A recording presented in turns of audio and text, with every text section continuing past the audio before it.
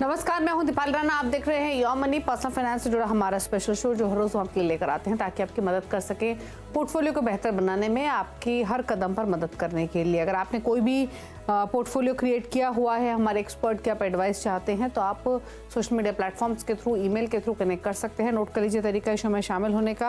आप अपने सवाल हमें भेज सकते हैं ईमेल के थ्रू yourmoney@nw18.com। 7045220000 हमारा व्हाट्सएप नंबर है। फेसबुक ट्विटर पर जाइए, #AskAwaz लिखकर अपने सवाल हमें लिख भेजिए।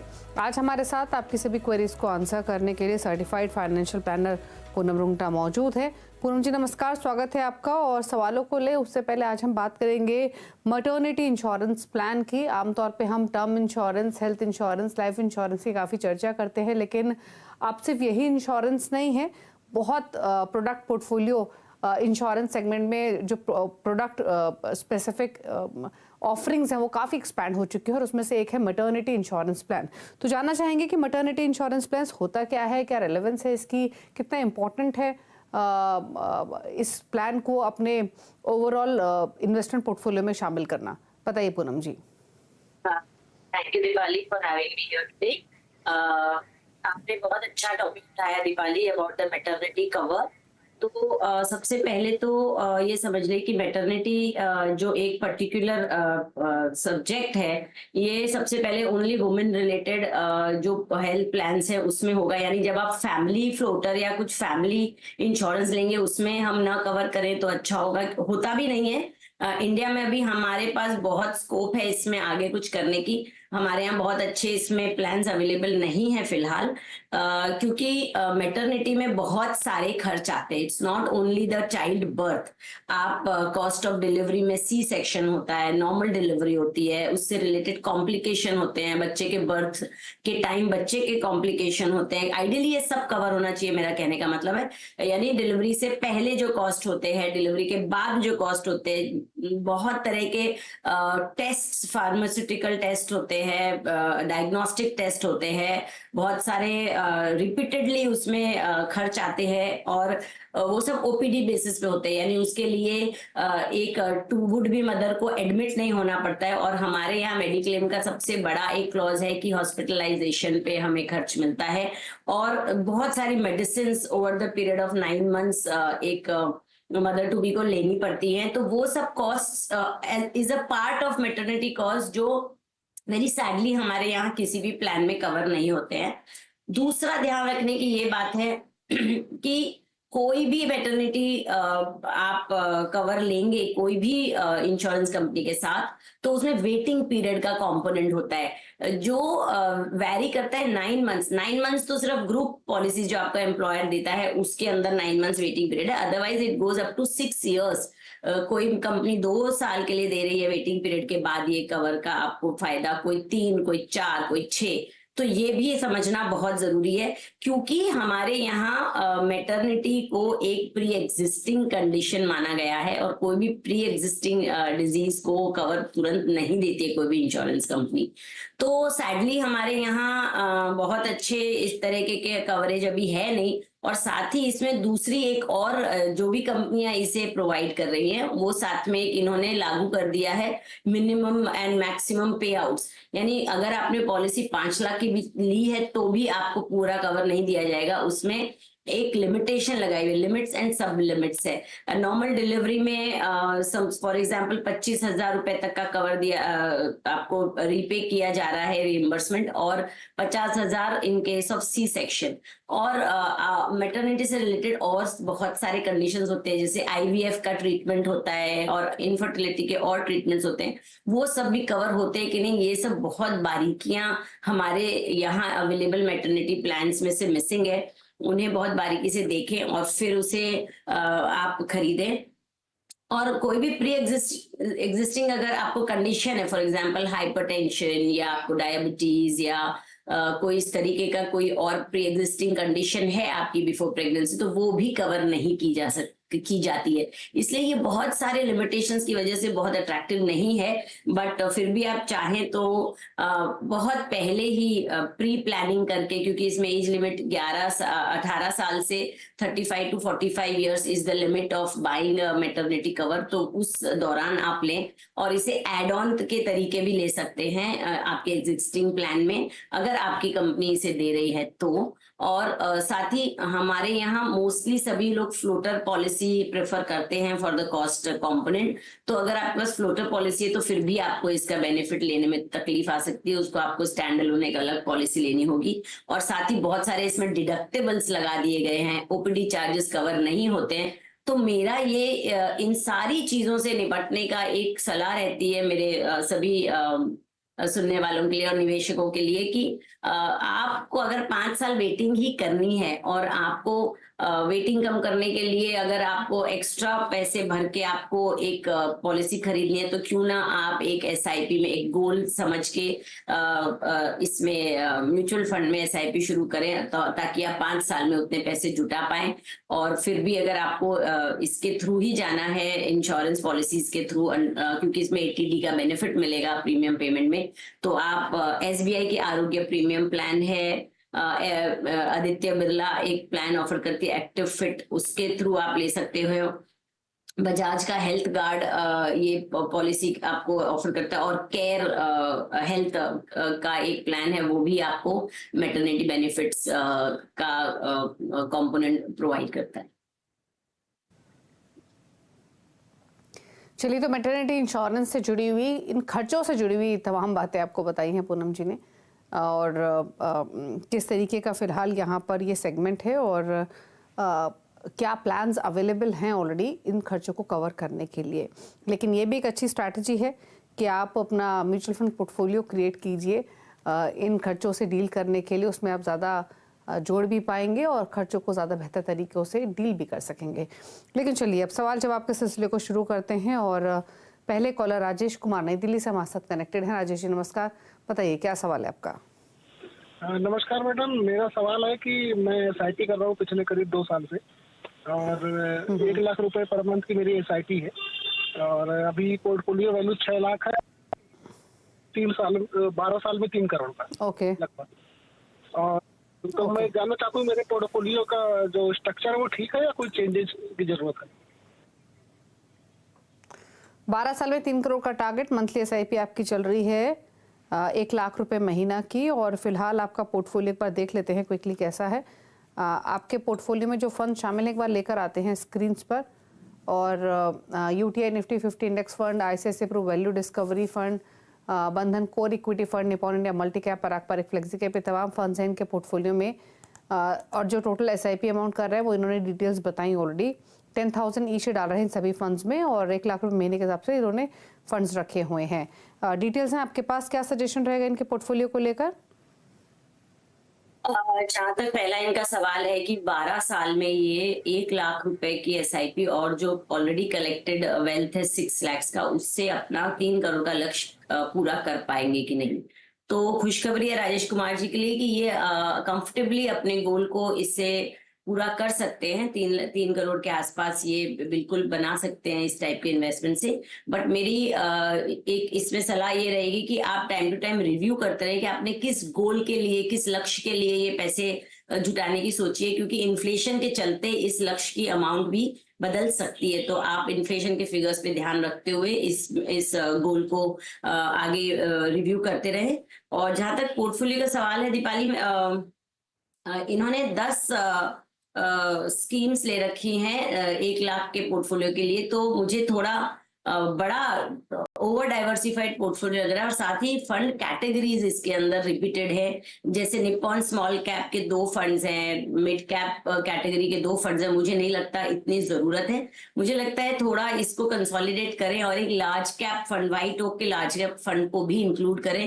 बिकॉज आगे चल के जो हमें दिख रहा है मार्केट में स्ट्रैटेजी की, स्मॉल कैप और मिड कैप बहुत फ्रॉथ बना चुके हैं, बहुत इसमें कमाई कर चुके हैं। तो आगे चल के लार्ज कैप में एक्सपोजर भी अच्छा रहेगा। तो आप कुल 7 फंड रखें 15-15 हजार के अमाउंट के अपने पोर्टफोलियो में, और लार्ज कैप फंड में 10,000 कर लें। ताकि कुल मिला के आपके सातों फंड में 1 लाख रुपए डिवाइड हो जाए। आप ICICI प्रूव वैल्यू डिस्कवरी में कंटिन्यू रखें। एक वैल्यू फंड है, बहुत अच्छे, इसने बेहतरीन रिटर्न दिया और value funds are always good for your long term portfolio. पारंपरिक फ्लेक्सी कैप एक बहुत बेहतरीन फ्लेक्सी कैटेगरी का फंड है, जिसमें फंड मैनेजर को इस तरह की छूट रहती है कि आप लार्ज मिड या स्मॉल कैप में चेंज कर सकते हैं। निप्पॉन मल्टी कैप एक मल्टी कैप कैटेगरी का फंड है, उसे आप कंटिन्यू करें। SBI कॉन्ट्रारियन फंड है, SBI कॉन्ट्रा फंड, वो भी लॉन्ग टर्म में लिए वैल्यू स्ट्रैटेजी के लिए अच्छा रहता है। Kotak emerging fund mid cap category एक कंजर्वेटिव फंड है, इसमें आप निवेश जरूर रखें और स्मॉल कैप कैटेगरी में क्वांट स्मॉल कैप को आप इंक्लूड करें। इस तरह से आप आगे बढ़ेंगे तो आई थिंक आप बेहतर रिटर्न बना पाएंगे और कंसोलिडेट पोर्टफोलियो को अच्छे से मॉनिटर भी कर पाएंगे। तो 3 करोड़ का टारगेट आप हासिल कर लेंगे 12 साल में इस SIP से, लेकिन इतना बड़ा पोर्टफोलियो रखने की जरूरत नहीं है। कंसोलिडेट कीजिए, छोटा रखिए पोर्टफोलियो। नया पोर्टफोलियो कैसा होना चाहिए?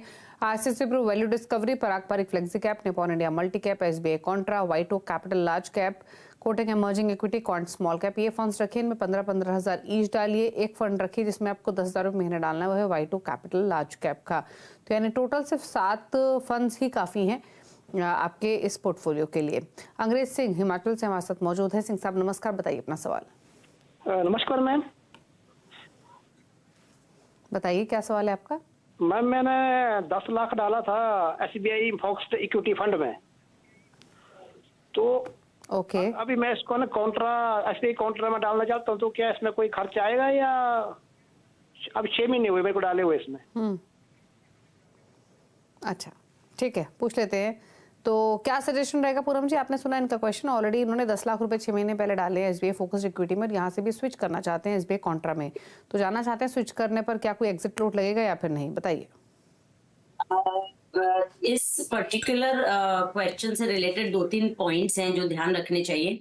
एक तो आप स्विच बिल्कुल आराम से कर सकते हैं, क्योंकि ओपन एंडेड इक्विटी फंड में किसी तरीके का लॉक इन पीरियड नहीं होता। आप जो चाहें अपने फंड्स के साथ कर सकते हैं। आप स्विच करना चाहें, रिडीम करना चाहें, पार्शियल विड्रॉल करना चाहें, आप कुछ भी कर सकते हैं।